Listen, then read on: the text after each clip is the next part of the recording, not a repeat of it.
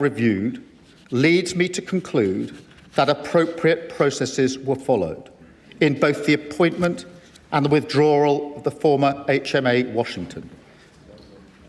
When he was asked about this, Mr. Speaker, last week, the then Cabinet Secretary was clear that when he carried out his review, the Foreign Office did not tell him about the UK SV recommendation that developed vetting clearance should be denied to Peter Mandelson. I find that astonishing. As I said out Odyssey, I do not accept that I could not have been told about the recommendation before Peter Mandelson took up his post. I absolutely do not accept that the then Cabinet Secretary, an official, not a politician, when carrying out his review, could not have been told that UK SV recommended that Peter Mandelson should be denied developed vetting clearance. It was a vital part of the process that I had asked him to review. Clearly, he could have been told, and he should have been told. Mr. Speaker, on the same day as the then Cabinet Secretary wrote to me, so that's the 16th of September 2025, the Foreign Secretary and the then Permanent Secretary of the Foreign Office, Sir Ollie Robbins, provided a signed statement to the Foreign Affairs Select Committee. The statement says, and again I quote, "The vetting process was undertaken by UK security vetting on behalf of FCDO and concluded with DV clearance being granted by the FCDO in advance of Lord Mandelson taking up post in February." It went on to say, and again I quote, "Peter Mandelson's security vetting was conducted to the usual standards set for developed vetting in line with established Cabinet Office policy." Mr. Speaker, let me be very clear to the House. This was in response to questions which included whether concerns were raised, what the Foreign Office's response was, and whether they were dismissed. Mr. Speaker, that the Foreign Secretary was advised on and allowed to sign this statement by Foreign Office officials without being told that UK SV had recommended Peter Mandelson be denied developed vetting clearance is absolutely unforgivable. This is a senior Cabinet member giving evidence to Parliament on the very issue in question. Mr. Speaker, in light of further revelations about Peter Mandelson in February of this year, I was very concerned about the fact that developed vetting clearance had been granted to him. Not knowing that, in fact, UK SV had recommended denial of developed vetting clearance, I instructed my officials to carry out a review of the national security vetting process. As I set out, I do not accept that I could not have been told about UKSV's denial of security vetting before Peter Mandelson took up his post in January 25. I do not accept that the then Cabinet Secretary could not have been told in September 2025 when he carried out his review into the process. I do not accept that the Foreign Secretary could not have been told when making statements to the Select Committee again in 2025. But, Mr. Speaker, on top of that, the fact that I was not told even when I ordered a review of the UK SV process is frankly staggering. And I can tell the House that I've now updated the terms of reference for the review into security vetting to make sure it covers the means by which all decisions are made in relation to national security vetting. I've appointed Sir Adrian Fulford to lead the review. Separately, I've asked the Government Security Group in the Cabinet Office to look at any security concerns raised during Peter Mandelson's tenure. Mr. Speaker, I know many members across the House will find these facts to be incredible.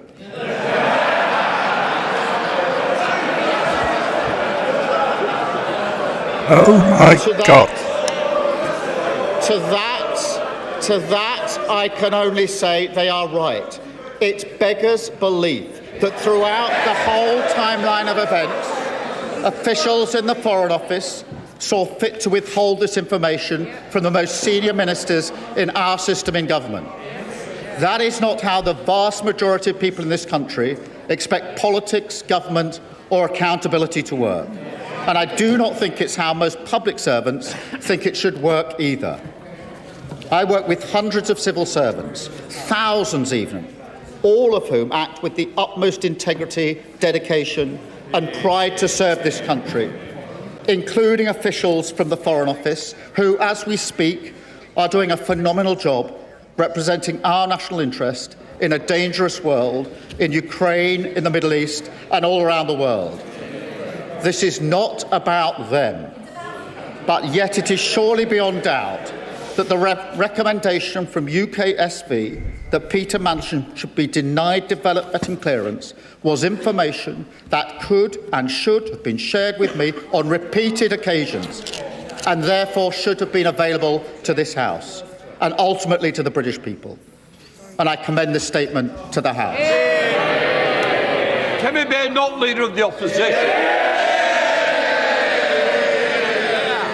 Thank you, Mr. Speaker, and I thank the Prime Minister for advance sight of his statement. His reputation is at stake. Everyone is watching. It is finally time for the truth. Earlier today, Mr. Speaker, Downing Street admitted that the Prime Minister inadvertently misled the House. The Prime Minister has chosen not to repeat that from the dispatch box. I will remind him that under the Ministerial Code, he has a duty to correct the record at the earliest opportunity. The Prime Minister says he only found out on Tuesday that Peter Mandelson failed the security vetting. The earliest opportunity to correct the record was Prime Minister's questions on Wednesday, almost a week ago. This is a breach of the Ministerial Code. Under that code, he is bound to be as open as possible with Parliament and the public in answering questions today. So let me start with what we do know. We know the Prime Minister personally appointed Peter Mandelson to be our ambassador to the United States. We know that Mandelson had a close relationship with a convicted paedophile. We know that he had concerning links with Russia and China, links that had already raised red flags. We know that the Prime Minister announced the appointment before vetting was complete, an extraordinary and unprecedented step for the role of US ambassador. The Prime Minister says that it was usual for this because it was a political appointment. So I will remind him and the rest of the Labour front bench who are heckling that Peter Mandelson was a politician who had been sacked twice from government for lying. That meant he should have gone through the full security process. And we also know, finally, Mr. Speaker, that when Peter Mandelson failed the security vetting, he was allowed to continue in the role with access to top-secret intelligence and security information. This goes beyond propriety and ethics. This is a matter of national security. So let me turn to what we do not know. We still do not know exactly why Peter Mandelson failed that vetting. We do not know what risks our country was exposed to, and we do not know how it is possible that the Prime Minister said repeatedly that this was a failure of vetting, went on television and said things that were blatantly incorrect, and not a single advisor or a single official told him that what he was saying wasn't true. At every turn, with every explanation, the government story has become murkier and more contradictory. It is time for the truth. There are too many questions to ask in the allotted time, Mr. Speaker, so I'm now going to ask the Prime Minister just 6 questions, and I have taken the unprecedented step of providing these questions to the Prime Minister in advance. So he has them in front of him. And I have asked for these questions to be put online for the public. They and I expect him to answer. The Prime Minister appointed a national security risk to our most sensitive diplomatic post. Let's look at how this happened. The Right Honourable Gentleman told me at PMQs in September 2025 that full due process was followed in this appointment. We now know that in November 2024, Lord Case, the then Cabinet Secretary, told him this process required security vetting to be done before the appointment. He did not mention any of what Lord Case said in his statement earlier. So, first question, does the Prime Minister accept that when he said on the floor of the House that full due process was followed, this was not true? Secondly, on the 11th of September last year, journalists asked his Director of Communications if it was true that Mandelson had failed security vetting. These allegations were on the front page of a national newspaper, and yet Number 10 did not deny the story. Why? 3. Will the Prime Minister repeat from the dispatch box his words last week that no one in Number 10 was aware before Tuesday that Mandelson had failed his vetting? The Prime Minister says he's furious that he wasn't told the recommendations of the vetting. Yet on the 16th of September, a Foreign Office Minister told Parliament, and I quote, "The national security vetting process is rightly independent of ministers who are not informed of any findings other than the final outcome." This was the government's stated process. So why is the Prime Minister so furious that it was followed?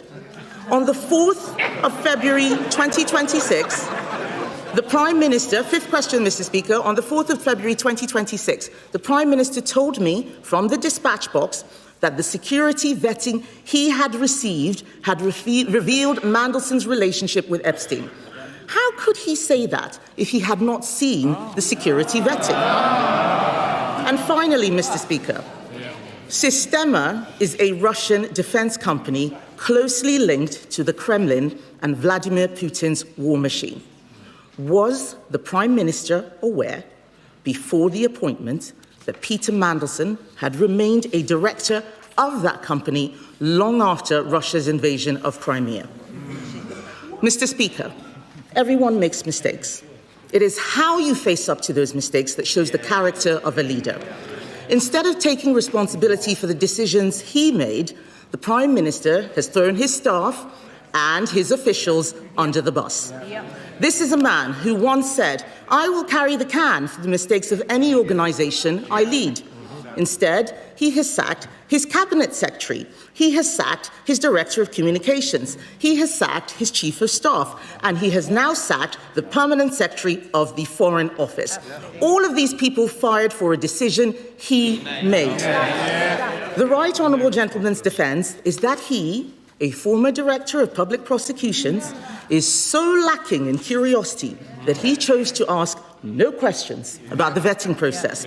He asked no questions about Mandelson's relationship with Epstein.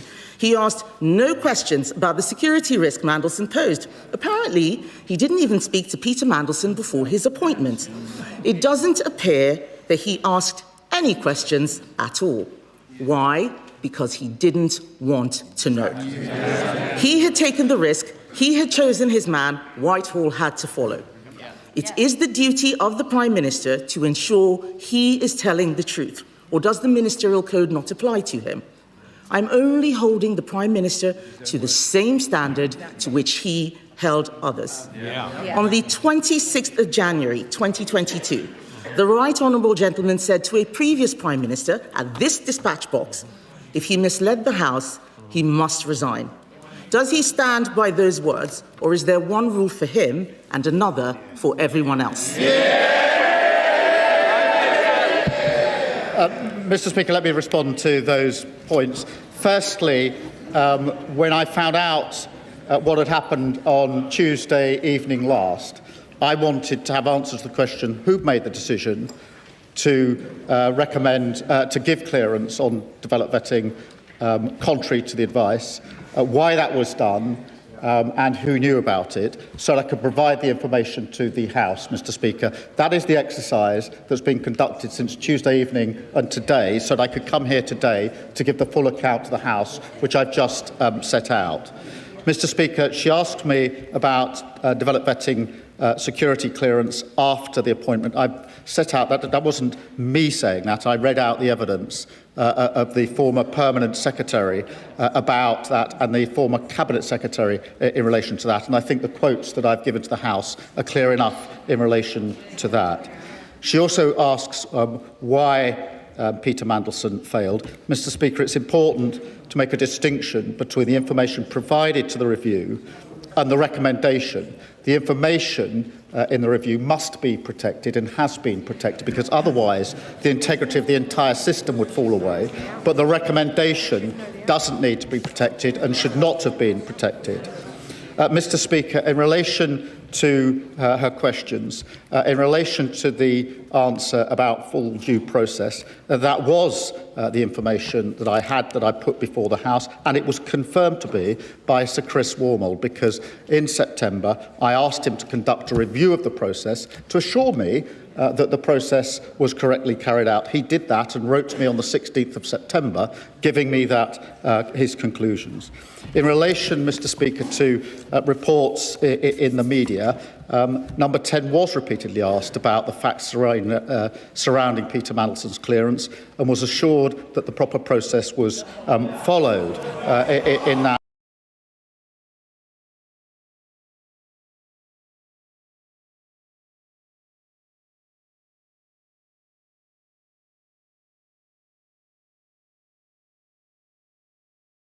And for the record, the Cabinet Office Permanent Secretary did receive information recently and then sought the necessary and legal advice. Once those checks were completed by the Cabinet Office Permanent Secretary, I was told, that is in the last 2 weeks or so, that was entirely the right procedure, to get the legal advice and then to bring it to my attention at the first opportunity. It was the right procedure that was followed by my officials in the last few weeks. Mr. Speaker, in relation to why I was furious about the process, for the very reason, Mr. Speaker, I strongly believe I should have been given this information at the very outset. I strongly believe there were repeated times when I should have been told. I should have been told on appointment. I should have been told when Peter Mandelson was sacked. The Cabinet Secretary should have been told when he reviewed the process. The Foreign Secretary should have been told before she was asked to sign a statement to the Select Committee. And I should have been told when I ordered a review of vetting, Mr. Speaker. In relation to the point she makes about what I said in February. Why has he got to read everything? Why can't he just tell us? You know what I mean? Out of his head, but just talk to us like he's thinking. He's got to read everything, and he's getting it all wrong, stuttering and everything. I knew about the due diligence, and that's why I put before the House what I knew about the due diligence in relation to Epstein. The question asked me about vetting, and I knew what the due diligence has said, and therefore I told the House what the due diligence has said. I didn't tell them what security vetting had said because I hadn't seen the file in relation to that. Mr. Speaker, in relation to the particular details in relation to Peter Mandelson, I acted on all of the information that I had available to me. The simple fact of the matter is I should have had more information. I didn't have that information. The House should have had that information, and I've now set it out in full to the House. Chair of the Foreign Affairs Select Committee, Dame Emily Thornbury. Thank you very much, Mr. Speaker. The truth is that my committee did ask. We asked on the record, and we got a partial truth that could hardly be the whole truth. But we are on record as asking the very questions that hecklers on the other side say should have been asked. And the answers are there on the record to see just what we got when we did ask. Exactly. Mr. Speaker, may I just turn to my question? A month before Mandelson's appointment was announced, the then Cabinet Secretary advised that the necessary security clearance should be acquired before confirming a political appointment. That doesn't seem to have been the usual practice. I'm glad that it's changed because it was clearly abused. Because what happened was that somebody, probably Peter Mandelson himself, leaked to the press his appointment as US ambassador, effectively bouncing the government into confirming it. But then when the confirmation did come forward about his appointment, it did not make clear that it was subject to vetting in either the offer letter to Peter Mandelson or in the government's press release. I'm afraid to say, doesn't this look like, for certain members of the Prime Minister's team, getting Peter Mandelson the job was a priority that overrode everything else, and that security considerations were very much second order? Prime Minister. Well, can I thank her for her question? Her committee did ask relevant questions, and that's why I have indicated that it was unforgivable that the Foreign Secretary was asked to sign a statement in response to those very questions without being told about the recommendation. The questions were asked. She was advised and asked to sign a statement without being told the relevant information, and that is unforgivable. As for the appointment before developed vetting, I've changed that process now so that it can never happen again, and she heard me quote the evidence of the former Cabinet Secretary and the former Permanent Secretary in relation to that. Mr. Speaker, can I just deal with the third point she makes? And that is that somehow the Downing Street. Stop blabbering. Stop stuttering. Just talk. Overrode security concerns. Mr. Speaker, let me be very clear. If I had been told that Peter Mandelson or anybody else had failed security, had not been given clearance on security vetting, I would not have appointed them. A deliberate decision was taken to withhold that material from me. A deliberate decision was taken to withhold that material. This was not a lack of asking. This wasn't an oversight. It was a decision. It was a decision taken not to share that information on repeated occasions. Sir David, Leader of the Liberal Democrats. Thank you, Mr. Speaker. It's 2022 all over again. Back then, when he stood on this side of the House, it was Boris Johnson who was accused of misleading Parliament and scapegoating senior officials. The then Leader of the Opposition couldn't have been clearer. The public need to know, he said, that not all politicians are the same, that not all politicians put themselves above their country, and that honesty, integrity and accountability matter. So he promised change, Mr. Speaker. He promised to break the cycle and stop the chaos. And he promised a government with, and I quote, more focus on long-term strategy, not the short-term distractions that can animate Westminster. I'm afraid the fact that he even had to make the statement today shows how badly he has failed, how badly he has let down the millions of people across our country who are so desperate for change. He blames his officials. He says he had no idea. He gives every impression of a Prime Minister in office, but not in power. The facts remain, even on his own account. The Prime Minister appointed Peter Mandelson as Ambassador to the United States even after he had been warned about his relationship with Jeffrey Epstein. The Prime Minister announced the appointment before Mandelson had been vetted, despite the clear risk to national security of putting someone unsuitable in that role. And one of his top officials, just 3 weeks into the job, clearly believed the Prime Minister wanted Mandelson to be appointed regardless of what the vetting process turned up. And the Prime Minister has relied on the vetting process to defend his decisions. So why did he ask so few questions personally about the vetting process itself? We all know the truth, Mr. Speaker. The Prime Minister knew that appointing Mandelson was an enormous risk. He decided it was a risk worth taking, a catastrophic error of judgment. And now that it's blown up in his face, the only decent thing to do is to take responsibility. Back in 2022, the Prime Minister rightly accused Boris Johnson of expecting others to take the blame while he clung on. That was not acceptable then, and it's not acceptable now. So I hope the Prime Minister can at least tell the House this, and we'll be listening very carefully to his answer. Was he given advice by Simon Case, the then Cabinet Secretary, that the necessary security clearances should be acquired before he confirmed his choice for US Ambassador? And did he follow that advice? Yes or no?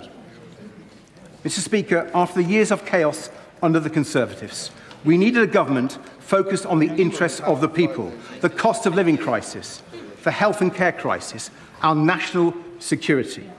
We needed a government of honesty, integrity and accountability.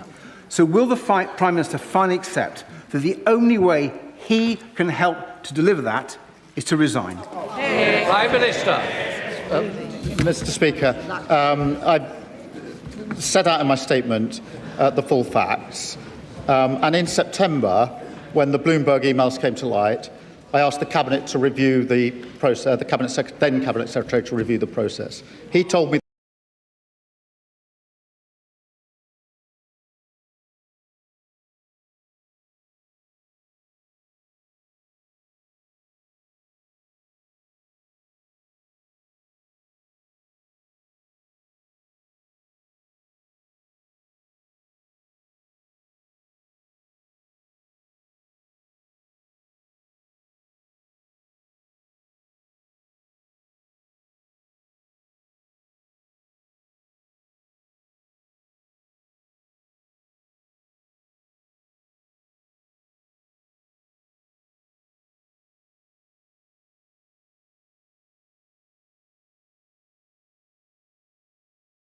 by Sir Chris Wormold in the review that was conducted in September of last year.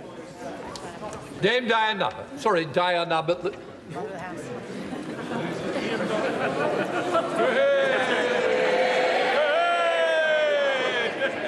The Prime Minister has gone on at considerable length about process and procedure, but ordinary people don't really care about process and procedure. They want transparency and they want to know that they can have confidence in the words of elected politicians, like all of us in this chamber. On the question of Peter Mandelson, it was in the 90s that Peter Mandelson had to resign from the Cabinet for the first time because of his dealings with the millionaire Geoffrey Robinson. It was a few years later he had to resign from the Cabinet for the second time because of his relationships with the billionaire Hinduja family. Peter Mandelson has a history.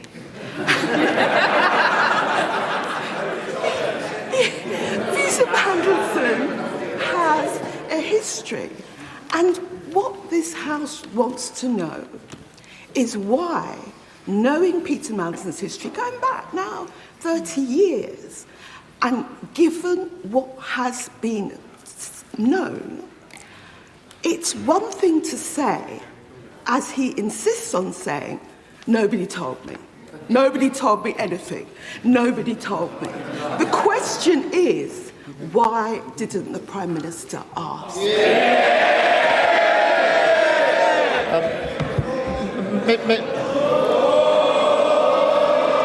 Mr. Speaker, in relation to her question, let me be clear. I should not have appointed Peter Mandelson. As soon as the further revelations came to light, I asked the Cabinet Secretary to review the process so I could be assured about the process. He wrote to me on the 16th of September, setting out the conclusions of that review and assuring me the process had been followed properly. Simon Hoycher of Packer. Thank you, Mr. Speaker. The Prime Minister has spoken about process and the reviews and trying to put that which went wrong right. That is to be supported. But he's also asking the House and the country to believe that, notwithstanding a front-page media splash that Peter Mandelson had failed the vetting process, that there was nobody in Number 10 or in any government department that even thought to say, is there any truth in this? Could I have a briefing on that? We need to knock this story down. If nobody asked, that is the shameful thing. And if nobody asked, does it not say to the Prime Minister that the operation of his government, which seems to be process, strategy, review, never my fault, is not sustainable and is not welcomed by the country at large? in answer to his question, the FCDA was repeatedly asked, in light of inquiries, the same answer came back because a clear decision had been taken that this information was not going to be disclosed. And it wasn't disclosed to me, let alone to anybody else. So yes, repeatedly the FCDA was asked, the same answer came back as the answer that was given to me. The decision was that I wasn't to know and nobody else was to know. That was wrong. John MacDonald. Can I say that on this side of the House at least, to my honourable friend, many will appreciate his apology today. But many of us will remain bewildered still why that appointment took place despite the warnings that many of us gave him. And isn't the reality this, that when he sought to realise his ambition to become leader of the Labour Party, with very little base within the party, he became dependent on McSweeney and Mandelson and Labour together to organise, fund his election. And that when he became Prime Minister, the reward for McSweeney was control of Number 10, and for Mandelson, the highest diplomatic office. And the message, the unspoken message to civil servants was, what Mandelson wants, Mandelson gets. This has damaged the party that I've been a member of for 50 years. I urge him to take steps to clear this toxic culture out of our party and take the first step by having an independent inquiry into Labour together. Prime Minister. Mr. Speaker, can I just deal with what's at the heart of that question in relation to an unspoken message to civil servants? I don't accept that, Mr. Speaker. It is simply not good enough on a question of national security where clearance, the recommendation is clearance be denied, for anyone, particularly senior civil servants, to do anything other than provide me with the relevant information, and that is what should have happened in this case. Sir Jeremy Wright. Very much, Mr. Speaker. The Prime Minister has been very clear about his view of the urgency of his response since he learned of this vetting information. So I want to ask him about the events of last week. He will know that the Intelligence and Security Committee asked for any information relevant to vetting to be supplied to it in the first tranche of information we were to consider. We didn't receive anything about vetting at that time. The Prime Minister has told us now that on Tuesday evening he became aware of the information he has set out. But the Intelligence and Security Committee was not told about the existence of that information. Information the Prime Minister must have recognised was within the terms of the humble address and would need to be supplied to the ISC. We were not told by his officials about the existence of that information until Thursday, after it had been published, its existence had been published in the Guardian newspaper. So I am bound to ask the Prime Minister this. If that information's existence had not been disclosed by the press, would we have been told about it? And if so, why did the ISC have to learn of its existence from the Guardian and not from the government? Prime Minister. Thank you for his question, and the answer is yes, it would have been provided to the committee, and I think, as he acknowledged, it has now been provided to the committee. The reason for the delay is on Tuesday night I found out simply that the recommendation had been made to deny clearance, and yet clearance had been given. I wanted to understand who gave that clearance, on what basis, and who knew about it, so I could update the House and obviously make the information available to the committee. And that's what I asked on Tuesday night my officials urgently to do, so that the full picture could have been put before both the House and the committee. And I'll make sure that the full picture is put before the committee. Alistair Strapper. Thank you, Mr. Speaker. Many of my constituents are rightly appalled that someone who betrayed not just our country but every single victim of Jeffrey Epstein was able to serve in such a prestigious position. Whatever the judgment in the security vetting file, that decision to appoint him was wrong. And I welcome the Prime Minister's owning an apology for that moment. But many of my constituents are also rightly concerned to learn that not a single democratically elected official in government was informed about that decision. Given this, what undertakings is the Prime Minister instigating right across government to ensure that in the future it's our democratic decision makers who are putting the full picture for these crucial judgments? Prime Minister. Can I thank him? And Mr. Speaker, that is precisely why I've asked for the entire developed vetting process to be reviewed by Sir Adrian Fulford. And I've made it absolutely clear to this House and to the civil service that my strong view is that the information that was not provided to me could have been provided and should have been provided. Thank you, Mr. Speaker. The Prime Minister wants us to focus on process and not his judgment.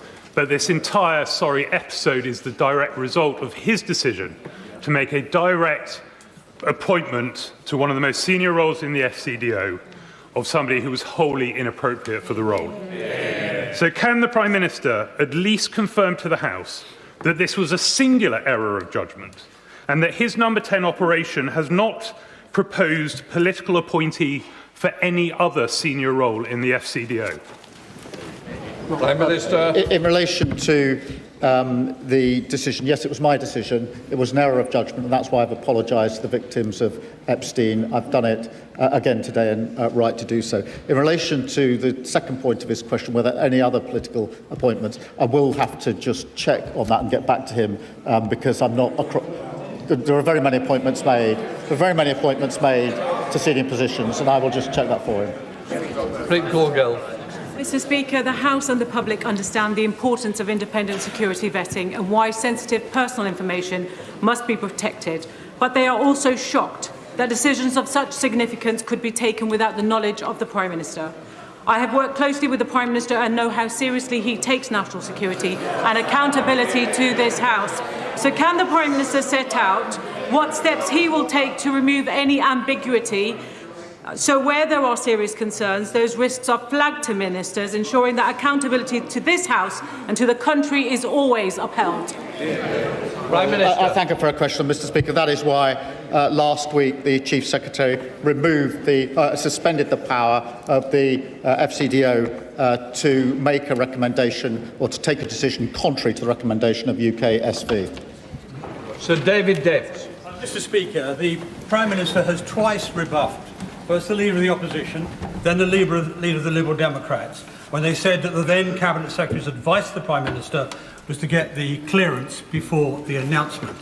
So I'm going to read in one sentence from a document entitled Options for HMA Washington from the Cabinet Secretary of the day to him personally. It says, if this is the route you wish to take, you should give us the name of the person you would like to appoint, and we will develop a plan for them to acquire the necessary security clearances and do due diligence on any potential conflicts of interest or other issues of which you should be aware before confirming your choice. The House doesn't want to hear about what Mr. Wormholt said a year later. That was the advice then. Why didn't he follow it? Mr. Speaker, he reads out the passage from Mr. Case's advice. The process that was followed was what I understood to be the usual process. In other words, the appointment was subject to the security vetting. It is why, when Sir Chris Wormholt looked at it in September, he addressed the question by reference back to Simon Case's letter, because I wanted to know the process that had been followed was the right process, and that is what Sir Chris Wormholt looked at. He looked at it expressly by reference to the Simon Case letter that has just been read out and assured me that the right process was followed when he reviewed it. Thank you, Mr. Speaker. Anybody who knows the Prime Minister will know full well that he would never, ever deliberately mislead this House. But the reality is this, Mr. Speaker, ex post facto vetting is utterly pointless when the appointment is political. And the trouble, Mr. Speaker, that we all face is that trust in the Prime Minister and in politics is diminishing as this sorry saga continues. So in the 17 days we have leading to those very important elections, never mind question, those very important elections, what does the Prime Minister propose to do to win back the trust of the country? Prime Minister. Mr. Speaker, in relation to his point about vetting in relation to political appointments, I don't agree, but I do agree that the due diligence for direct ministerial appointments should be the same as for any other appointments. It clearly wasn't, and that's why in September I ordered that it be changed in order to make sure it is the same process, whether it's a direct ministerial appointment or any other appointment. In relation to the country, Mr. Speaker, it is important that we remain focused on the cost of living and on dealing with the war on two fronts that we face in this country, and I intend to do that. Stephen Flynn. Mr. Speaker, the harshest and most important truth in this entire process is that the Prime Minister of the United Kingdom chose to proactively ignore the victims of Jeffrey Epstein when he made the political choice to put Peter Mandelson in as the UK's most senior diplomat in the United States of America, despite knowing that he had maintained a friendship with Jeffrey Epstein himself. We have since seen Peter Mandelson be investigated for potential misconduct in public office, and we, of course, now learn through the media that Peter Mandelson had failed his security vetting. The Prime Minister blames all of this, all of it, on the judgment of others. But I'm interested in his judgment. Does he believe himself to be gullible, incompetent, or both? Yeah. Prime Minister. Mr. Speaker, I thank him for his question. I've laid out the relevant facts. It is absolutely clear that nobody is suggesting that this information was made available to me. It clearly wasn't made available. It should have been made available, and I would not have made the appointment had it been made available. That is why I set out the facts in some considerable detail to the House, with relevant quotes from all the relevant players in this. Stella Creasy. Thank you, Mr. Speaker. The Prime Minister is being candid about some of the challenges in this process. I'm sure he will share the frustration across this House that revelations keep coming and this matter keeps coming back to Parliament. Now, he says that he has acted to prevent any further challenges in the vetting system for the government for senior appointments. Can he therefore give all of our constituents and this House the reassurance that he has no further sense there will be any challenges to any other senior appointments through the vetting process that this government has made?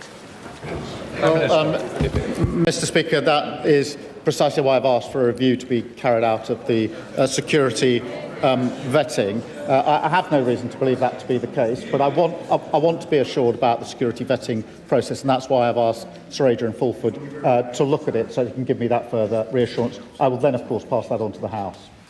Dame Karen Bradley. Thank you very much, Mr. Speaker.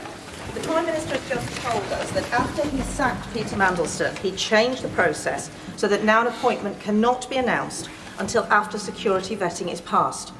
Why did he do that if he didn't think there was a problem with the security vetting?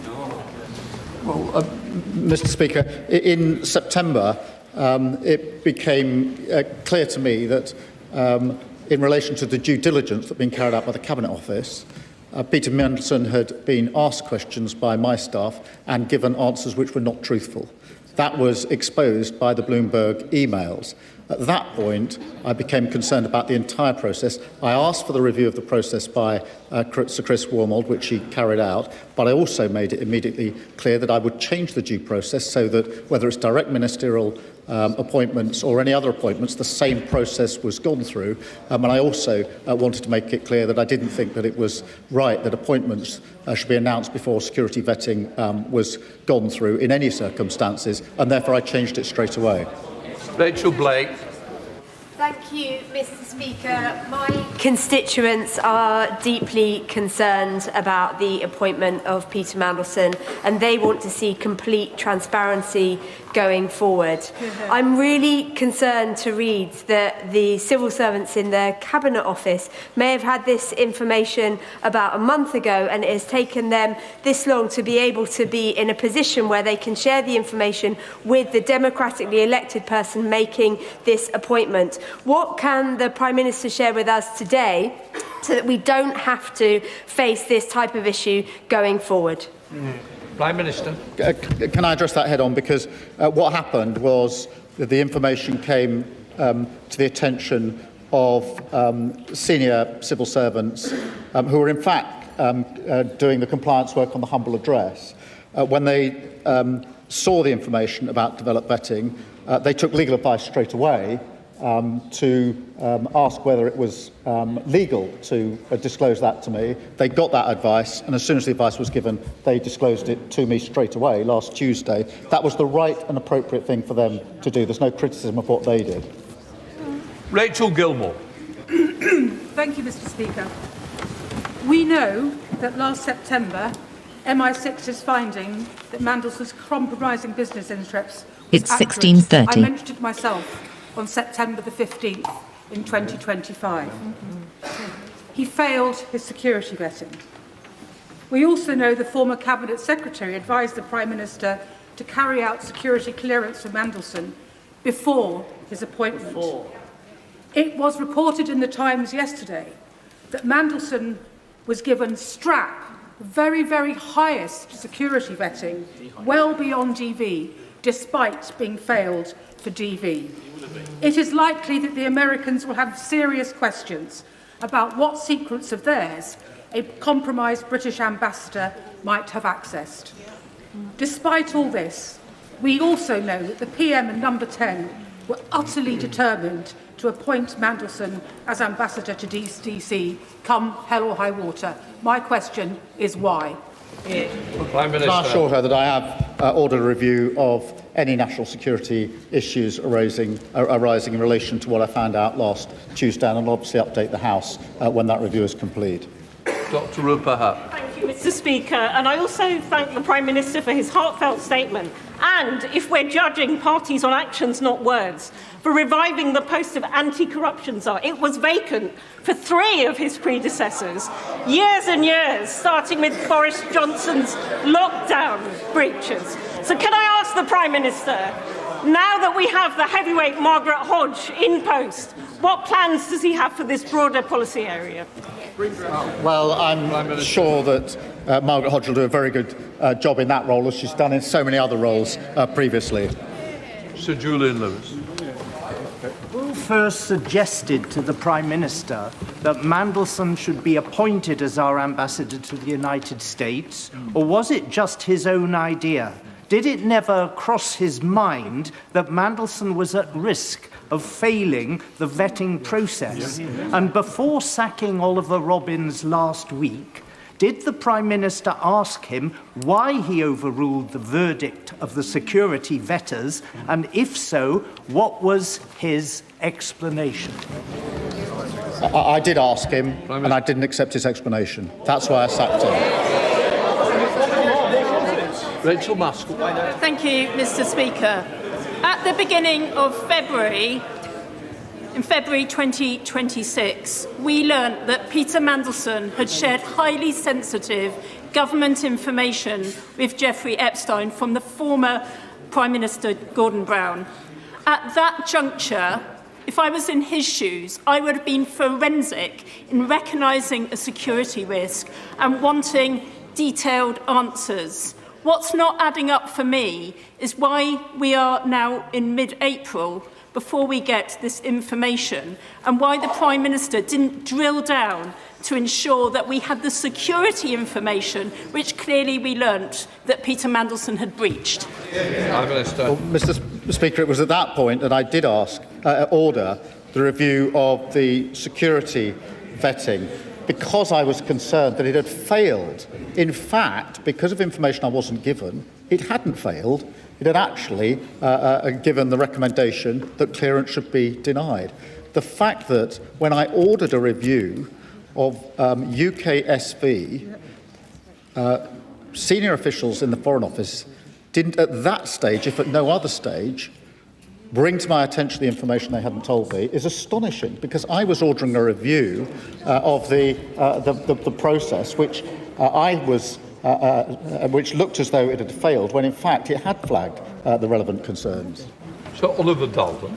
Thank you, Mr. Speaker. Further to the point from my honourable friend, the member for New Forest West, I think the Prime Minister does owe it to the House to tell us what Sir Ollie Robbins' response to him was when he said he'd overruled that advice, because in my experience, senior officials are actually very keen to deliver on the wishes of ministers, particularly a newly elected Prime Minister. And my concern here is that implicitly, as other members have made the point, Sir Ollie Robbins was responding to a desire from the Prime Minister, because it was perfectly clear in all of the newspapers the allegations were out there about Peter Mandelson, but the Prime Minister decided to proceed anyway. The official wished to deliver on the desire of the Minister. That's why he overruled the advice, and I fear also gave him the Prime Minister a degree of plausible deniability. Prime Minister. Let me answer that in relation to Sir Ollie. Let me start by saying he's had a distinguished career, and I must say that, and I do say that.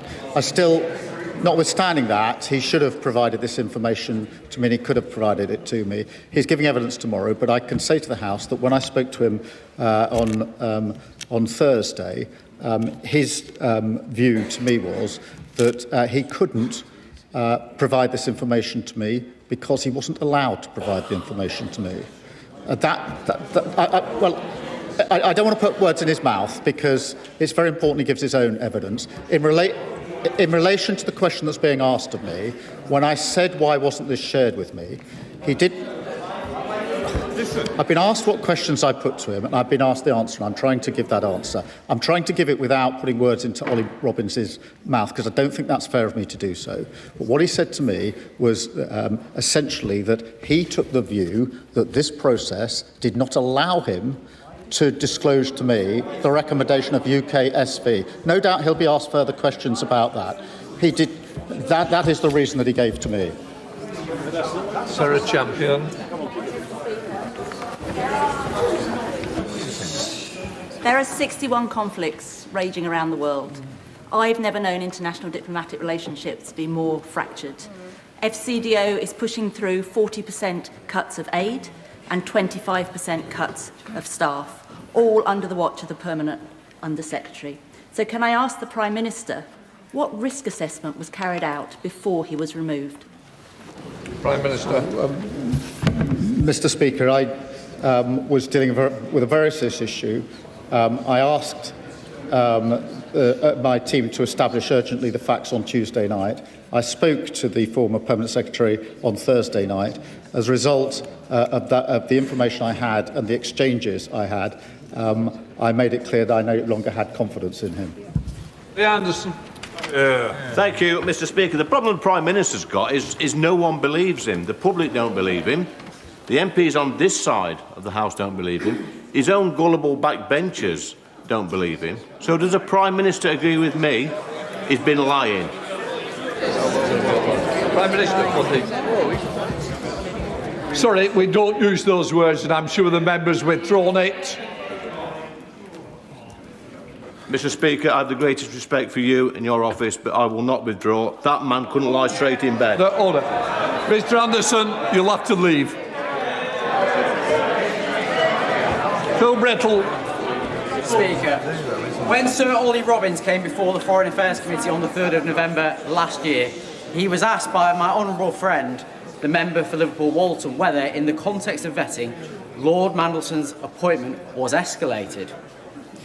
Citing a need to maintain the integrity of the vetting system, Sir Ollie replied, and I quote, "I certainly cannot comment on that, I'm afraid."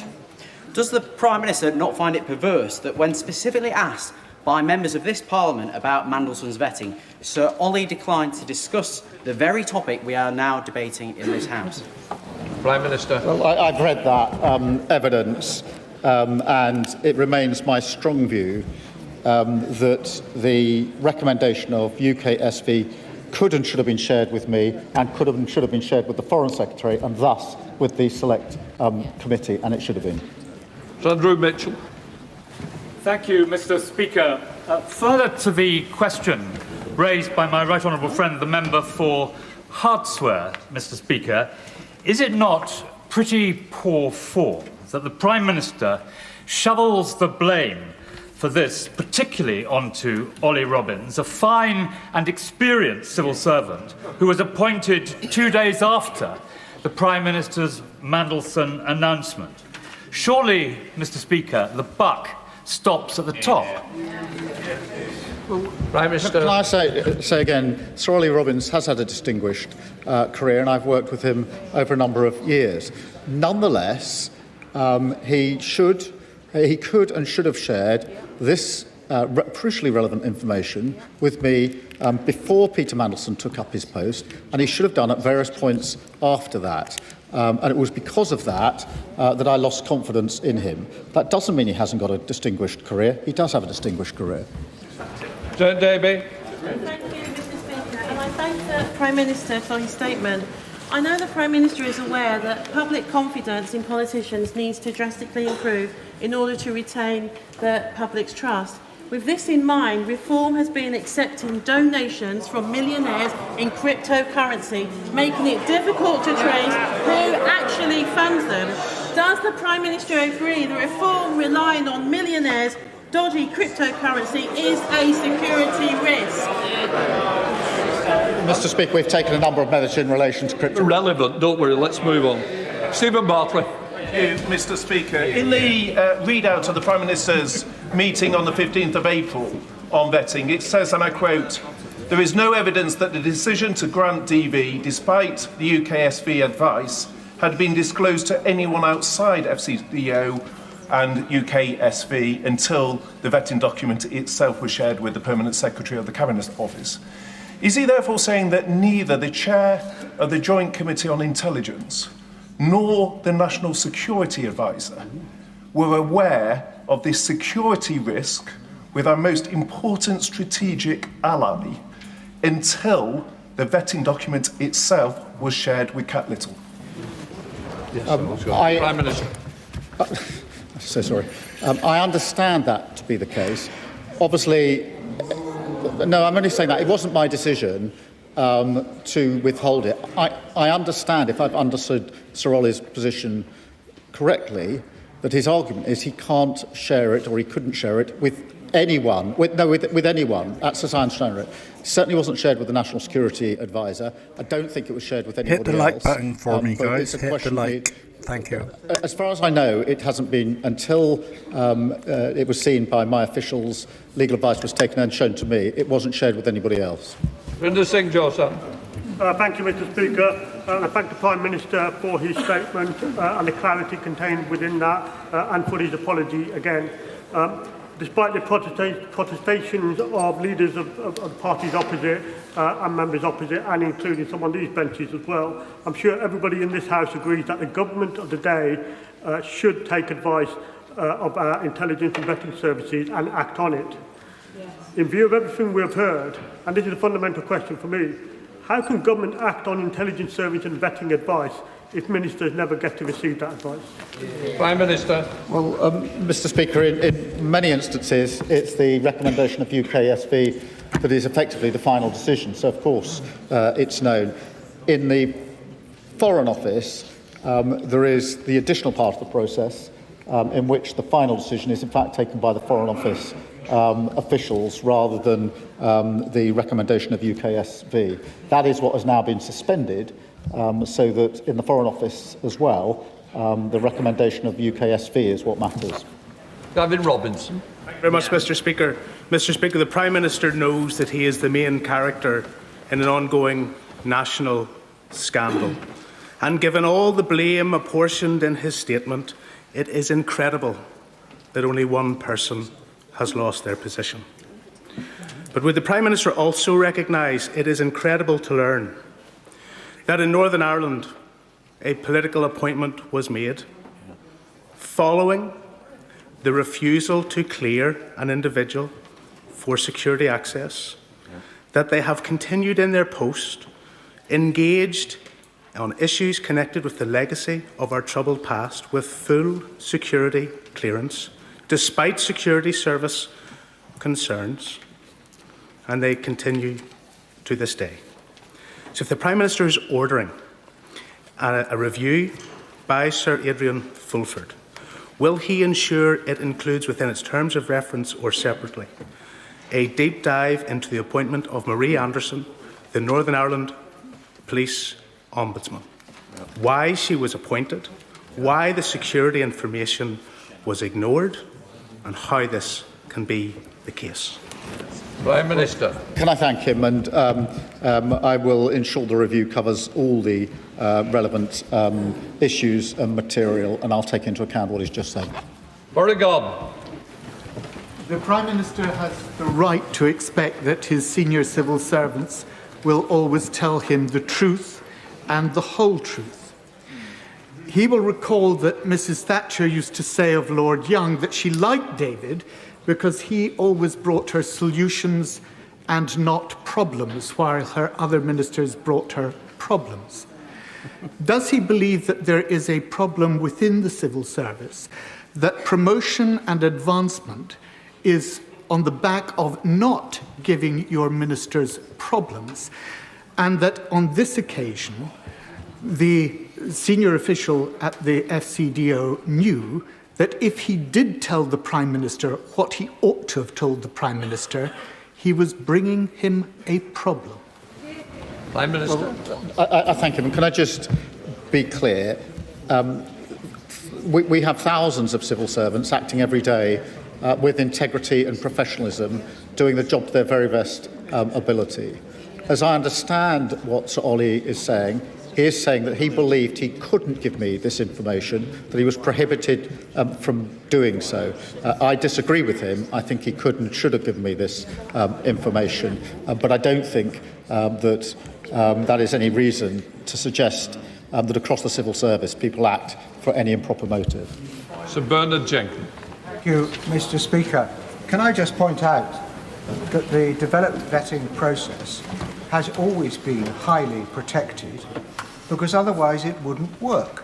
People would not give information to the developed vetting process if they thought that any detail of that was likely to be disclosed, or even if the result, the assessment, low, medium or high risk, was likely to be exposed. And that is why the previous Labour government in 2010 wrote into the Constitutional Reform and Governance Act, Section 3, in order to prohibit that disclosure. And if he is now saying that developed vetting is now going to be available to ministers on a routine basis, wouldn't it be undermining the very process upon which we depend for our national security? Prime Minister. With respect, I don't agree with his analysis. I certainly agree that the information that's provided into the process by the applicant has to be protected, because as anybody who's been through the process will know, it's an incredibly detailed and intrusive process, and it's very important that individuals give full and truthful accounts of all the questions they're given to them. That is why that needs to be protected. I do not accept that means that the recommendation of the UK SV cannot be shared with ministers, including the Prime Minister. I think there's a distinction between the two. I accept the first. I utterly reject the second. Jane Kirkham. The Foreign Office shared the outcome of the vetting process, but not the conclusions of the vetting reports. Not just the detail, but the conclusions too. If the Prime Minister is going to own a decision, he needs to know what is within it. What changes will he be making to stop this happening again? Prime Minister. Well, I thank you for a question, and that's why I've asked for a review of the entire process so it can be looked at from start to finish, including the question of whether there should be any circumstances in which the recommendation of UK SV could not be followed. Lisa Small. Mr. Speaker, I'm going to try again, because a number of members and right honourable members have asked a question and I'm not quite sure I heard an answer from the Prime Minister. Why did the Prime Minister choose to ignore the advice from the then Cabinet Secretary, Simon Case, to seek security vetting before confirming Peter Mandelson as his pick? I understood the procedure to be that the appointment was made subject to the security vetting. That's what I was told. But the question she raised is the question I raised in September, which is why I asked Sir Chris Walmold to look at the process and in particular, he looked at the advice, the letter from Simon Case, to answer the question: was the process followed? And he gave me the answer that he thought right, having concluded that process. Debbie Abrahams. Thank you, Mr. Speaker, and I thank my right honourable friend for his statement. But for clarity, could he confirm to whom and when the UK security vetting report outcomes were made available, and also what guidance is given to senior officials on matters that must be escalated to their ministers? Prime Minister. The process was that UKSV informs FCDO of their findings and their recommendation.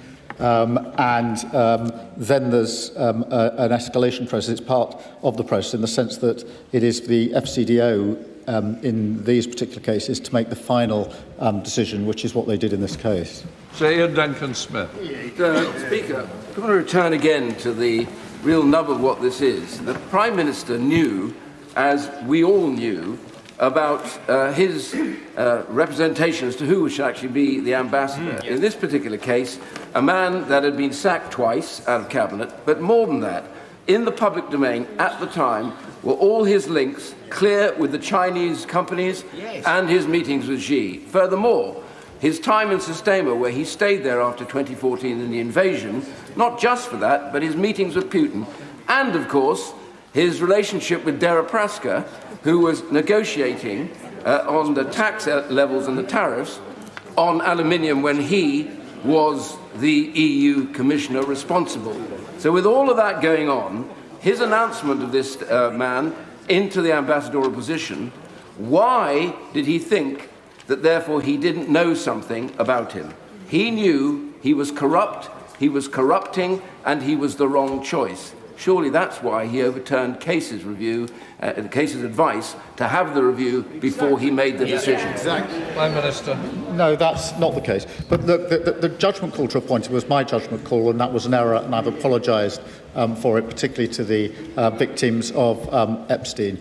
But the developed vetting process was carried out in the way I've indicated to the House. I should have been told at the time of the recommendation. Had I been told, I wouldn't have made the appointment.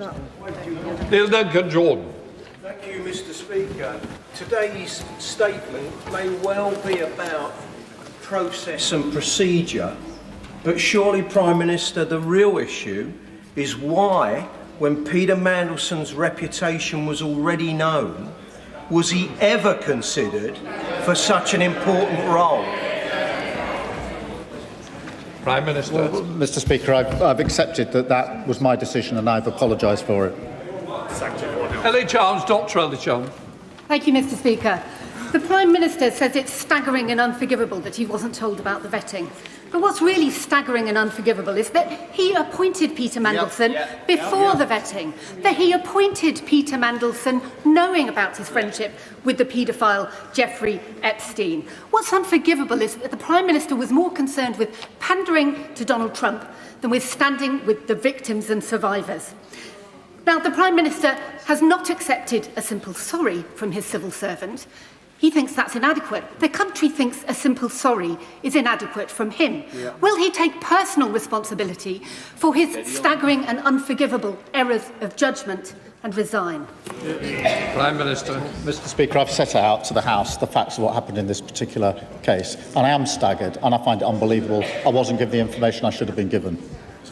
Richard Bergen. Thank you, Mr. Speaker.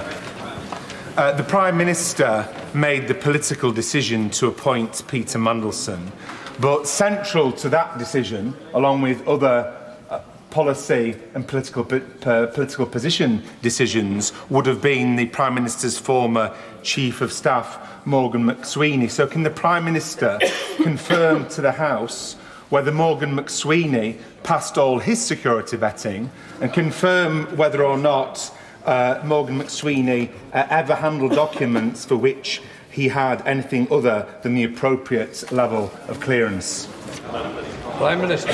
All the appropriate necessary developed vetting has taken place in number 10, and everybody has passed that. Everyone passed it. Francois. Thank you, Mr. Speaker. If, as we've been assured, there was no law that prevented the Permanent Under-Secretary telling the Prime Minister the outcome of Mandelson's developed vetting, then presumably by the same token, there was no law that prevented the Prime Minister from asking. So can he be very clear with the House on one point? Did he, as Prime Minister, ever ask the question, did Mandelson fail his vetting? And if he did ask that question, who did he ask that question of, and when did he ask it? Prime Minister. Peter Mandelson was given developed vetting clearance. That was the clear position. He was given clearance. That's the facts as I've set them out. Clive Efford. The Prime Minister has always behaved with the utmost integrity and honour when he's been dealing with this House, and he is an eminent lawyer who understands the consequences of deliberately coming here to mislead Parliament. On top of that, he also understands the likelihood of a paper trail unravelling such a deception. So it's inconceivable that he would intentionally mislead this House. But does he agree with me that all of the documents relevant to this matter must be made public in accordance with the humble address that was passed on the 4th of February, and that no ministers or officials should engage in trying to prevent any of those documents being made public? Yes, we will comply with the humble address in full. That is the process that's going on. Mr. McVeigh. Thank you, Mr. Speaker. The Prime Minister said today, I know many members across this House will find these facts to be incredible. He's right, we do, along with his staggering lack of curiosity and his inability to take on board warnings about his good friend Peter Mandelson. Because the Prime Minister was given a due diligence document by the Cabinet Office which told him several reasons why Peter Mandelson should not be appointed. Fired twice from government, business dealings in Russia and China, and the fact that he'd maintained a relationship with Epstein after his imprisonment for paedophilia. The Prime Minister knew this, but appointed him anyway. Why, Prime Minister? Why? Prime Minister. Peter Mandelson was asked various questions on the back of the due diligence exercise, and he didn't tell the truth in those answers. But look, the decision to appoint him was an error. It was my error, and I've apologised for it. Sir Russell. Thank you, Mr. Speaker. It is accepted by many on these benches that the Prime Minister did not know the outcome of the vetting. But the Cabinet Secretary came on Tuesday, and she had clearly spent a month researching whether or not she could provide the advice that she did. So she clearly thought very carefully about the information that she brought. When the Prime Minister then launched an investigation, rather than coming straight to the House with the information that she had provided, was that because the information was insufficient to present to the House? And if so, when was he planning to come to the House? Prime Minister. Yeah, it was insufficient because all it told me was that the recommendation of UKSV was to deny clearance. What it didn't tell me was who then provided the clearance, why did they do it, and who knew. And they were questions that the House obviously would want to raise with me, and that's why I urgently asked for those facts to be established so I could come to the House today and provide the full account that I have provided to the House. Colin Miller. Thank you, Mr. Speaker. The developed vetting should be carried out before someone has, and I quote, frequent and uncontrolled access to top-secret material or any access to top-secret or coded, otherwise known as strapped material. The Prime Minister has promised full transparency, so I ask him 3 questions. Did Peter Mandelson have access to any top-secret or strapped material before his DV clearance on the 29th of January? Did Peter Mandelson have any restrictions placed on his access to top-secret or strapped material during his time in Washington? And if so, has the Prime Minister assured himself that Mandelson did not leak any of this material, just as he had leaked commercially confidential material to Jeffrey Epstein under Gordon Brown? I do not understand that he had access to strapped material before he took up his post as ambassador. He did have access after he took up his post, and that's why I have ordered a review of any security concerns that may arise. Justin Madders. Thank you, Mr. Speaker. I think we all find it staggering, don't we, that someone can fail their security vetting and still be appointed to such a sensitive and critical role. And it's even more staggering, as we've heard, that the Prime Minister wasn't informed of that failure. Now, I agree with what the Prime Minister said. He didn't need to know the details, but he did need to know that he'd failed the security vetting. And it's in terms of the detail that I want to ask the Prime Minister this. If people didn't know what the concerns were on security for Peter Mandelson, how could any minister, how could any official, how could any other state deal with him on sensitive security issues? I understand the Prime Minister's doing an inquiry into that, but it's very important that Parliament has oversight of that issue, because I'm very concerned there's been another failure there to manage our security interests. Prime Minister, I thank him. In a case such as this, in relation to such a sensitive post, I don't think it's right that somebody should be appointed at all if the UKSV are recommending that clearance is not given. So that would be my position on this. Sir John Hayes. Thank you, Mr. Speaker. When I was privileged to serve as Security Minister, the Prime Minister was my shadow, and dealing with matters of the most significant national security, he was straightforward with me, as I was with him. So I hope he'll answer this straightforward question. The humble address makes clear that the ISC will see any material related to national security or international relations. In the course of our work, we've clearly liaised with the Cabinet Office. When did the Cabinet Office know about this failure in vetting? Who knew? And why didn't they bring that material to the ISC when they found it? For we hadn't received it when he found out that this vetting had failed, and yet others must have known that it had failed. Prime Minister. Would you just excuse me? The situation was that as part of the work that was being done on the humble address, this information came to light. Senior officials immediately took legal advice on whether it could be disclosed. Having got that legal advice, they immediately disclosed it to me. I think that was the proper process. I think it has now been disclosed to the committee, albeit, I think, on the Thursday rather than the Tuesday. But that's the process. And just to defend that process, I do think it was right for the senior officials, having got this information, to get legal advice on whether they could disclose it and who to. I think that was the right thing to do. As soon as they got that advice, they brought it to my attention. Lawrence Turner. He's disgraced himself and by extension brought shame upon these 2 houses of which he was formerly a member.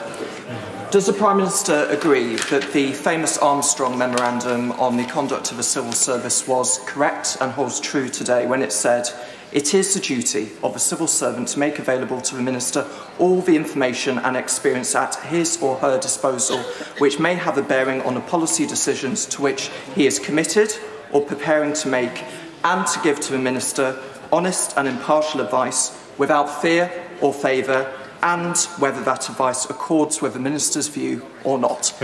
Prime Minister. Yes, I do agree with that, and that's why this information could and should have been shared with me at the first opportunity, and that was before Peter Mandelson took up his post as ambassador. There's Sybil Roberts. The Prime Minister is hiding behind a thicket of legalese and procedure, but he has a track record of appointing Labour's most favoured sons and daughters to plum government jobs and into the House of Lords. In Wales, we know all about Labour's crony culture.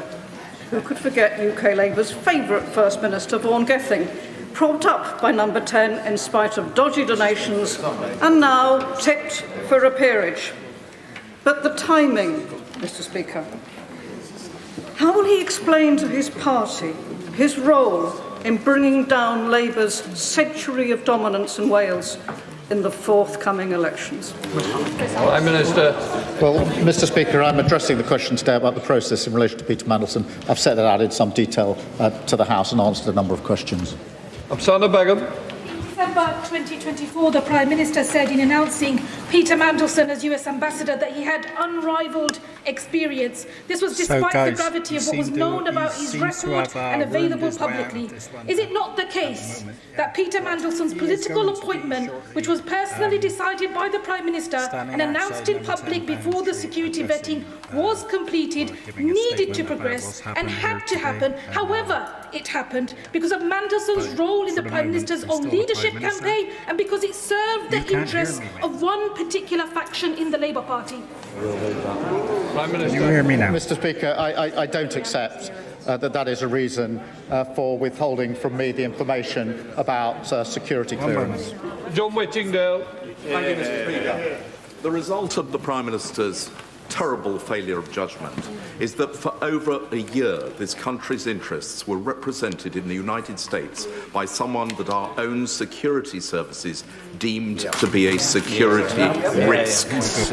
Will he assure us that an investigation will take place into all aspects where our national security may have been damaged, and that the results of that will be made available to the Intelligence and Security Committee and, where possible, to Parliament? Prime Minister. Yes, I will. Thank you, Mr. Speaker. I believe there's two sides to this. One is about process and the other one is about judgment. On process, I believe the Prime Minister, where the Prime Minister was not told about the security vetting clearance and had he have known, he would have sacked him. That we don't have a problem with, but the problem is why wasn't he told that and who's actually running the country and whether other ministers are kept in the dark by civil servants. On judgment issue, it was wrong and completely wrong in the first place to put Mandelson forward as an ambassador. Will the Prime Minister write to me confirming this week that no one is in position who has failed the advanced security vetting process of all political appointments that have been made? That is included in the review that I've set up, and as soon as I've got the findings, I'll share them with the House. Dave Dougal. Thank you, Mr. Speaker. This saga is drawing to a close and it will come to a conclusion with the Prime Minister's resignation, whether he can accept that or not. What I can't accept is the ask me no secrets and I'll tell you no lies regime that he expects us to believe prevailed at the very top of government between officials and not just ministers but the Prime Minister. He talked a lot today about what he didn't know and what he wasn't told. Well, he knew that Mandelson had a serious human frailty for other people's wealth. We knew that Mandelson was involved with the Russians. We knew that Mandelson was sacked twice as a government minister. Can the Prime Minister explain what was Mandelson's actual qualities that he was pursuing in the role as US Ambassador, and what steps has he taken to contain the serious and measurable breach in national security that his appointment of Peter Mandelson facilitated? Prime Minister. Mr. Speaker, I've made it clear it was an error to appoint Peter Mandelson. There is a review going on into any security issues that may arise. Fleur Anderson. Thank you, Mr. Speaker. I welcome the Prime Minister saying that he should not have appointed Peter Mandelson. In November in the Foreign Affairs Committee, I asked about who sees vetting and was told by Sir Ollie Robbins, obviously the vast majority are relatively straightforward, ones that require more senior judgment and potentially a discussion about managing and mitigating risks are escalated appropriately. Questions being asked by the Foreign Secretary or ministers or officials in number 10 should have been a signal to the civil servants to escalate this matter, given the controversial nature of this political appointment. So I would like to ask the Prime Minister whether concerns about links to Epstein, to other countries or anything else were raised by him in conversations about his appointment just before the time of his appointment that would have signalled that civil servants should escalate this. Prime Minister. Well, Mr. Speaker, there were two different processes. One was the due diligence process carried out by the Cabinet Office, in which Peter Mandelson was asked questions. Separately, there was the developed vetting process in which the recommendation of UKSV was not shared with me until Tuesday evening. Harriet Baldwin. Thank you very much, Mr. Speaker. It seems to me that there are two different ways in which a minister can inadvertently mislead this House. One is by the things that they say, but one is by the things that they don't say. And that is why I'm particularly interested in the letter that my right honourable friend, the member for Goole and Pocklington raised, the one from Lord Case, because that seems to have been written to the Prime Minister in November 2024, advising that a political appointment to an ambassadorial role ought to be preceded by full security vetting when it was before it was announced. Now, it was announced by the Prime Minister in December 2024. Did he write on his decision there that he wanted it to be subject to him passing the full security vetting? What did he write on his box note? Prime Minister. Mr. Speaker, I understood it to be subject to developed vetting, but it was because of the process that in September 25 I asked Chris Wormold to do a review for me of the process, and he did that by reference back to the Simon Case letter. Thank you, Speaker. I'm sure the Prime Minister is aware of the damage that this saga has done to public trust in politics and in politicians. However, I would like him to confirm that his focus and the focus of his government is on the issues that matter most to my constituents in Banbury, in particular tackling the cost of living. Prime Minister. Well, absolutely, Mr. Speaker. The focus of me and the government is on the fact that we're facing a war on two fronts with serious consequences for our country, and that we absolutely need to deal with the cost of living, which is the number one issue for all of our constituents up and down the country. Richard Ford. Thank you, Mr. Speaker. How did views from the United States administration affect the decision in the Foreign Office to persist with Mandelson as UK ambassador to Washington, D.C., after the vetting advice was received there? Prime Minister. I don't believe that they did. This was UK security vetting carried out in the way I've described to the House. The issue is that the recommendation was not shared with me. That was a matter here in the United Kingdom. Ferriel Clark. Thank you, Mr. Speaker. Can I thank the Prime Minister for his statement? Could the Prime Minister provide the House with an update on the proposed legislation to remove peerage from disgraced peers like Peter Mandelson, who has fallen so far below what is expected of those serving in the House of Lords? Prime Minister. Yes, I've made a commitment in relation to that legislation, and work is progressing on it. Dame Caroline Downage. Thank you very much, Mr. Speaker. At the risk of stating the obvious, the Prime Minister has based his defence today and over this whole Surrey saga around his claim that he wasn't told. He wasn't told that Mandelson failed security vetting. In fact, he said 11 times in his statement that he wasn't told. I'm just wondering how many times and on which specific dates did he himself directly ask for that information? Prime Minister. Mr. Speaker, it's not a claim I wasn't told. I wasn't told, and I don't think anybody is disputing that. The clearance was given on the 29th of January 2025. That information was not provided to me. In September, I did ask specifically about the process. I did ask about the process. Sir Chris Wormold has made it clear to me that in carrying out that review, he was not told about the security clearance recommendation that was made. I think on both occasions that information should have been provided both to me and to the then Cabinet Secretary. Chris Hinchcliffe. Thank you, Mr. Speaker. I thank the Prime Minister for his statement.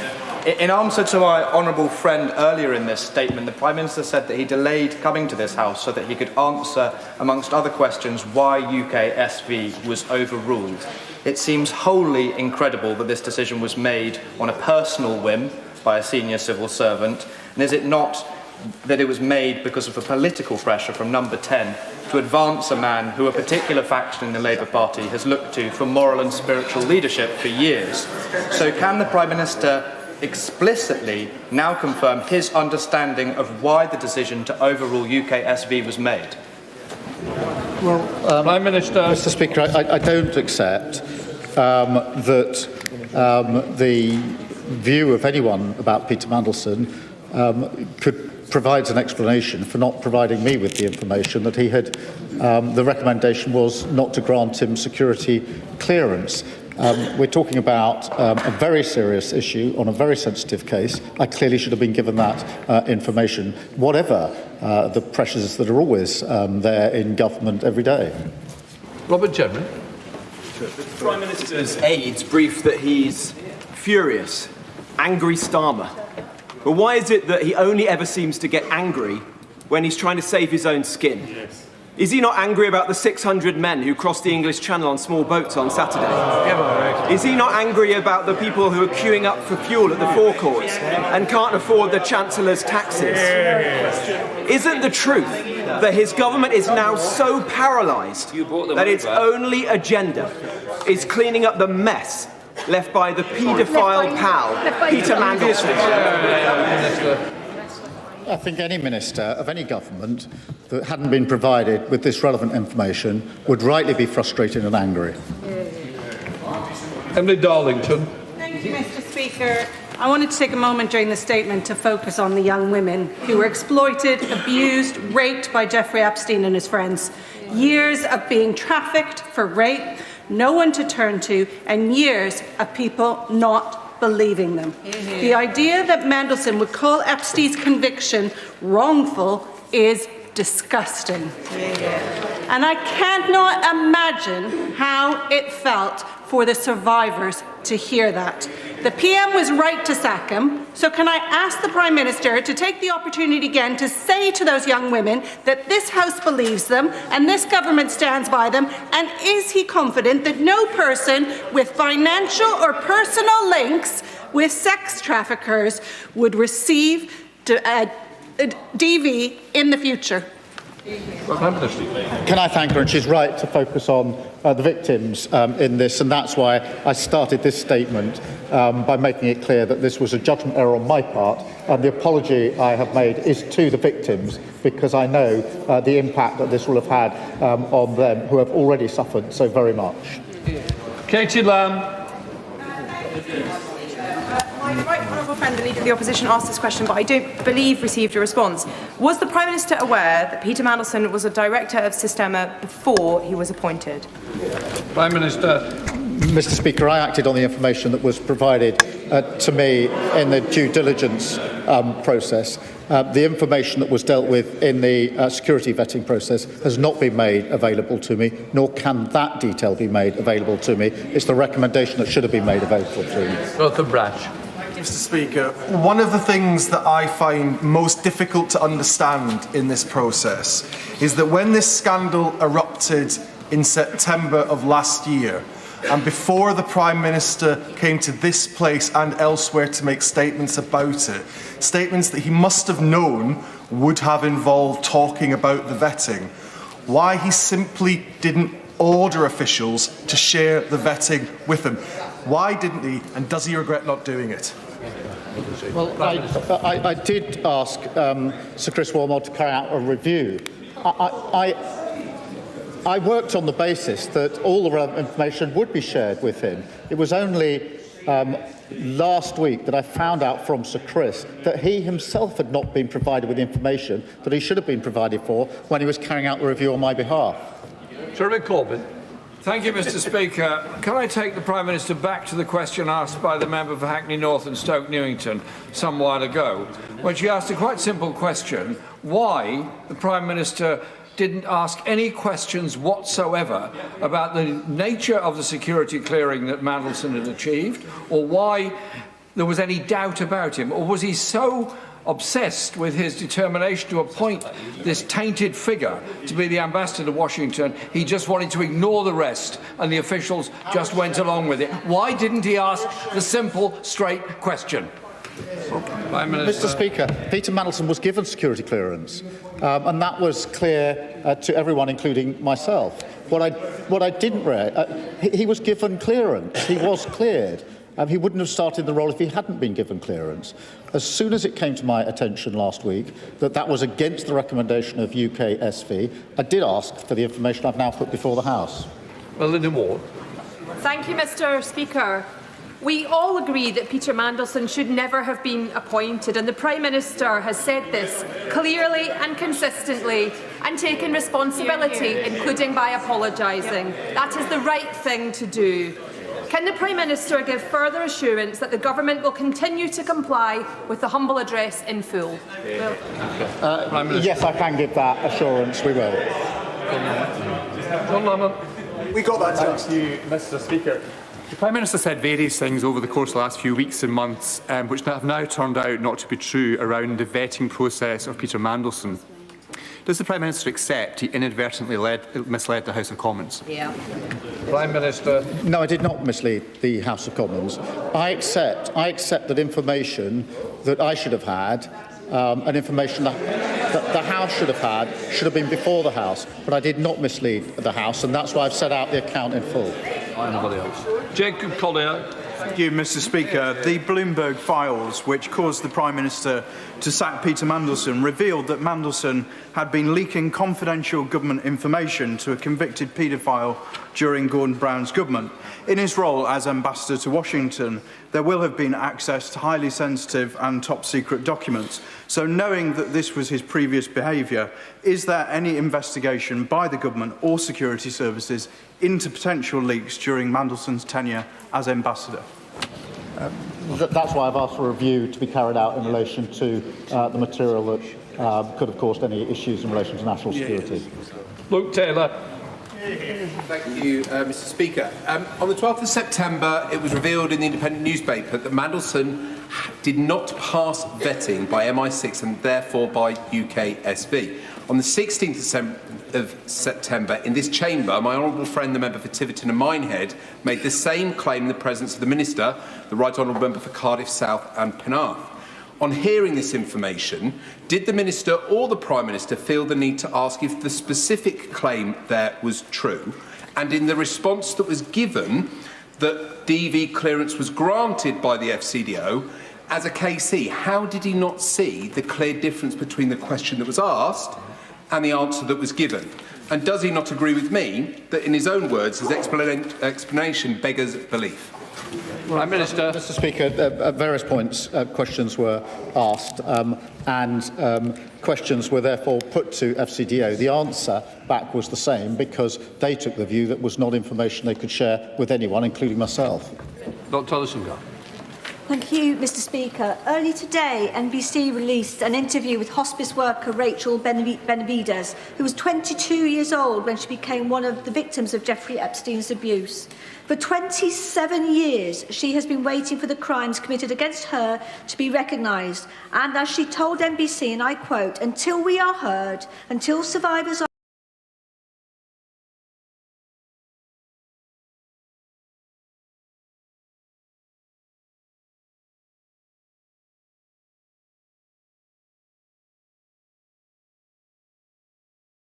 someone like Peter Mandelson, who refused to believe these victims, and if he did not care." Well, I do agree with her, and can I thank her for making sure that the victims are central in this, as they should be. Dr. Andrew Morrison. Thank you, Mr. Speaker. The Prime Minister's been on his feet now for nearly 2 hours. So can I put it to him that the most charitable explanation that can be put forward to explain this sorry saga is that it has been a bad, probably terminal case of the three wise monkeys. See no evil, hear no evil, speak no evil. Yes. Yeah. Prime Minister. Mr. Speaker, I've set out the procedure in some detail. Information should have been provided to me. It was not provided to me. If it had been provided, I would not have allowed the appointment of Peter Mandelson to proceed in the way that it did. Joanna Baxter. Thank you, Mr. Speaker. As we have heard, it is absolutely staggering that vital information on UKSV recommendations can be withheld from ministers taking decisions. Can the Prime Minister assure the House that in the review he is commissioning, that we examine whether any So guys, we're going to stick with this for a little while until it's finished. I think Starmer's going straight outside on the street outside number 10 after to speak to the press and everything, so we'll stick with that, listen to what he's got to say. Again, he seems to have wormed his way out of it again. He doesn't want us to. He doesn't want to resign. He hasn't got the balls to resign. It's the right thing. I think he should, but he's not going to, is he? It's going to take more than this to get rid of him, I think. Thank you very much, Mr. Speaker. It must be clear to the let's see what happens anyway. Many of us in this And also, let's see what he's got to say when he gets out. Outside number 10 in a moment. Compared to what I'm being told in the doors in Scotland by voters who feel that they expected and were right to expect more from this government after what they were promised. We've focused on process today. But the Prime Minister wouldn't have had to come here, wouldn't have had to stand at the dispatch box, answer all these questions, if he had not made the decision, which he accepts was wrong, to appoint Peter Mandelson. That's the root of this whole thing. So having accepted responsibility, what does the Prime Minister think the consequence should be for that, and how do we restore faith? Can I just help the Prime Minister and help everyone in the room? There's a lot still trying to catch my eye with a lot time. Please help each other. Let's speed up the questions. Prime Minister. Well, Mr. Speaker, I've accepted the error judgment on my behalf, but I was not provided with information. Had I been provided with it, I wouldn't have made the appointment. Kim Johnson. Thank you, Mr. Speaker. This morning, the Scottish Minister said that to deal with an unconventional US administration, we needed an unconventional ambassador. So, Prime Minister, does unconventional now mean appointing a man to a senior position when we know his lies, his corruption and misconduct has provided corruption at the very heart of our democracy now? And can the Prime Minister tell us when he first knew of the evidence and the advice and why he ignored it? Please, let's get other people in. Prime Minister. I first knew last Tuesday as I've set out to the House. John Mayo. Thank you, Mr. Speaker. Now for the third time of asking. At the time when the Prime Minister appointed Peter Mandelson as ambassador, was he aware that he had been a director of Sistema? Mr. Speaker, I was aware of what was in the due diligence, and I've dealt with that. I wasn't aware of what were the issues that were dealt with in the security vetting, nor the recommendation of UKSV. Well, Pinto Jatinsky. Colvin Bailey, sorry. Thank you, Mr. Speaker. Mandelson's appointment was a huge failure of the British state, and I welcome the Prime Minister's candour in accepting his responsibility for his part in it. But does the Prime Minister agree that restoring public trust is a mammoth task and requires leaders on all sides to be careful with their language and to ensure that they understand the processes that they're talking about, rather than throw about baseless accusations of, quote, lying? I do agree with that, Mr. Speaker. Joe Robertson. Thank you, Mr. Speaker. The Prime Minister has been absolutely clear that he should have been shown the recommendation of UK security vetting. He knew he hadn't seen it, so why didn't he ask for it? Prime Minister. Mr. Speaker, the first I knew that there had been a recommendation to deny clearance was Tuesday evening of last week. The security clearance had been given by the Foreign Office before Peter Mandelson took up the post. As soon as it came to my attention, I sought the information I put before the House today. I'm going to take Kevin Binney on the bit, and then I'm going to take Steve Darling. Kevin. Thank you, Mr. Speaker. Members of the public watching this matter will have been baffled by all the speculation about who said what and when. So I thank the Prime Minister for his calm, clear answer today. But no Prime Minister wants or should be in a situation like this, where governmental processes mean that critical information are not brought to the attention of ministers. So I welcome the Fulford review, but will the Prime Minister look at the wider relationship between government ministers and civil servants so that trust can be restored. Prime Minister. Yes, I will look at that, but I do just want to assert again, thousands of civil servants act with professionalism and integrity every day. On this occasion, this information should have been brought to my attention. Had it been, the appointment would not have been proceeded with. Natalie. Oh, sorry. Yeah, carry on. Thank you, Mr. Speaker. During this session of Parliament, we have seen the head of the OBR carry the can and resign due to an error by a member of his team. What will it take for this Prime Minister to carry the can? Prime Minister. Mr. Speaker, I was not provided with information I should have been provided with. Had I been provided, I wouldn't have made the decision. It was a deliberate decision. It wasn't negligence. It was a deliberate decision not to tell me. Natalie. Thank you, Mr. Speaker. I thank the Prime Minister for his statement, and I thank him even more for the apologies on the appointment of Peter Mandelson and being here today. I want to commit the words once again to the record of Virginia Giuffre. I think they are particularly relevant to Peter Mandelson. She said, "Don't be fooled by those in Epstein's circle who say they didn't know what Epstein was doing. Anyone who spent a significant amount of time with him saw him touching girls that you wouldn't want a creepy old man touching your daughter. They can say they did not know he was raping children, but they were not blind." Now, on the House, across the House, there is consensus that we need to get to the bottom of this. I absolutely accept that the Prime Minister did not know about the security vetting. But can the Prime Minister please update the House on when we can have the next tranche of documents from the humble address so that we can get to the bottom of who did know what and when? Prime Minister. Can I thank her for her campaigning on behalf of these victims and many other victims in It's relation 17:30. to abuse, sexual abuse in particular, and her insistence always that we must put the victims first. We are complying with the humble address as quickly as possible, and we will comply with it fully. For Blandre. Thank you, Mr. Speaker. In the Foreign Affairs Committee meeting back in November last year, I asked Sir Oliver Robbins whether the Foreign Office had a different view about who should be recommended for the posting of ambassador. Sir Oliver Robbins said to me that the Prime Minister took advice and formed a view himself, and we then acted on that view. Isn't it the case that the Prime Minister was repeatedly warned before the appointment that Peter Mandelson carried reputational and political risk, including that due diligence was not exhaustive and that vetting was not yet complete? And yet he chose to proceed regardless, announcing the appointment, overriding civil service advice and putting our national security at risk. Prime Minister. Mr. Speaker, I simply don't accept that there's any good reason why I couldn't have been provided with the information that was withheld from me. Had it been provided to me, I wouldn't have proceeded with the appointment. Alison Taylor. Thank you, Mr. Speaker. Can I thank the Prime Minister for such a clear and comprehensive statement? I'm sure the whole House is grateful to him for doing so.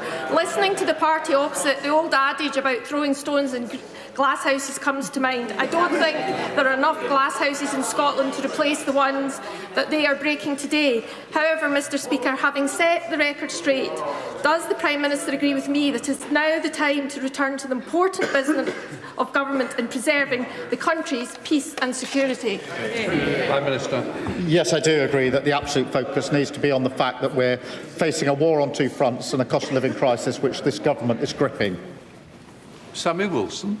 Mr. Speaker, the Prime Minister has told us that the Cabinet Secretary gave him bad advice, Peter Mandelson lied to him, and the Foreign Office didn't tell him anything.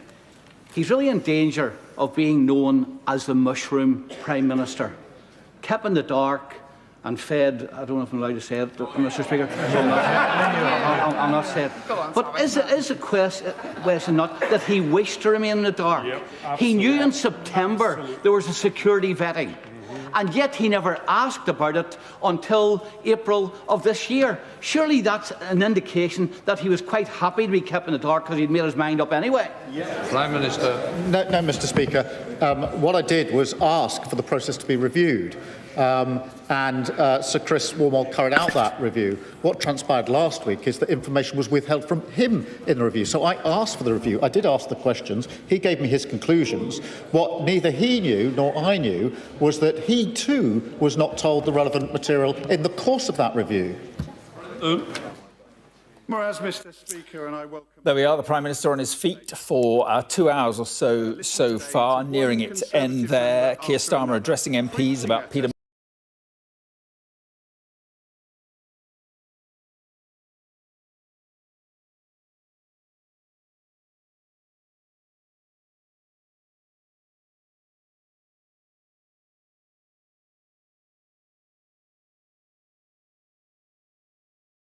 lack of asking, he said, but a decision taken not to share information on a number of occasions. The opposition leader, Kemi Badenoch, said the story was murkier and murkier and more contradictory.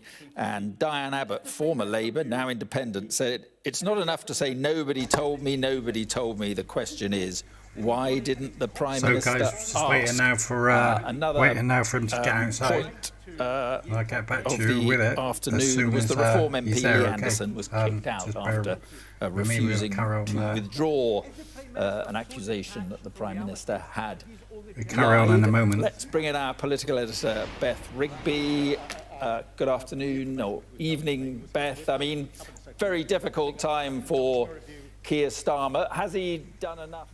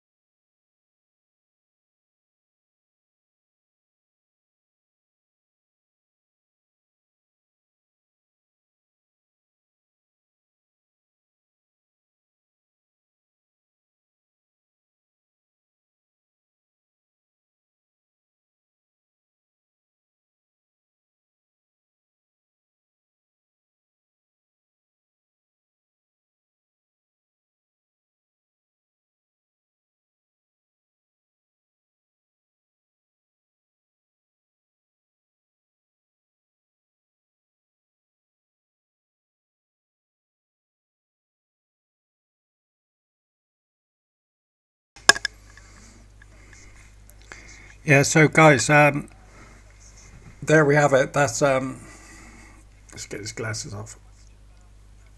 So that was Keir Starmer wording his way out of it again. He's still there. He's still in charge. Oh, he thinks he's in charge. To me, he's just like a puppet. A puppet being told what to say and what to do by the people above him, whoever they are. I've asked this question before. Who is really in power? Who is really running this country? Is it the Home Office? Is it other organisation? I don't know, but I'll tell you something. Keir Starmer is not the bloke who's running this country. He's just being used as a puppet, and he's accepting it, and he seems to be quite happy with that position. But I'm worried about who's really in charge. Seems to me that at the moment, it doesn't matter who gets into power, they're not really in power, you know. They're not the people in charge, whether it's Labour, Conservatives or anyone else. They're just at the front. They're the face which the public see. The Prime Ministers of this country are not in charge of this country, believe me. That's my view anyway. Anyway, we'll see what happens in a moment. When he's going to be going out on the street in a moment, in front of Downing Street, like a little puppet on a string. Me. Told what to say, told what to do, told how to stand, told what to wear. He's told everything. He can't do it. He can't do anything himself. We'll see what happens when he gets outside.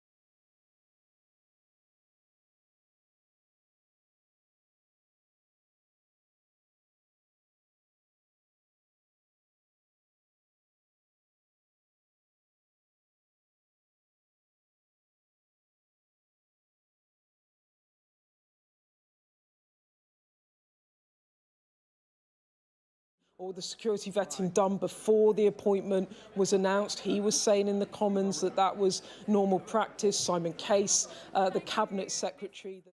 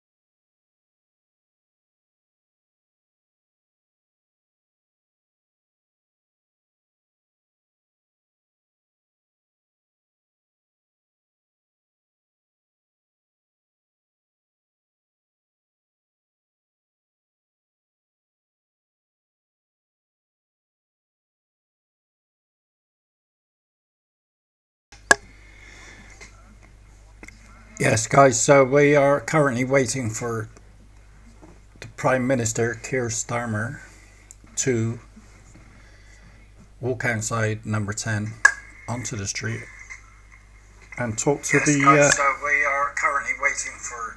Oh, sorry about that, guys. Prime Minister. Yeah, we're waiting for him to go on the street and talk to the press, so that should be not interesting, to be honest. Heard it all before. He's still in power. He's still the Prime Minister. He's not going anywhere at the moment. We haven't got rid of him yet, guys. It's going to take a little bit more than this.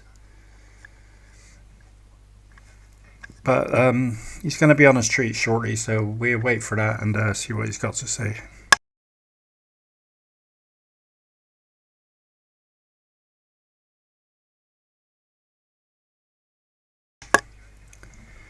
I would like to say also, if you are watching this now, we are waiting for Starmer to come out onto the street. We will get the footage to you live and see what he's got to say.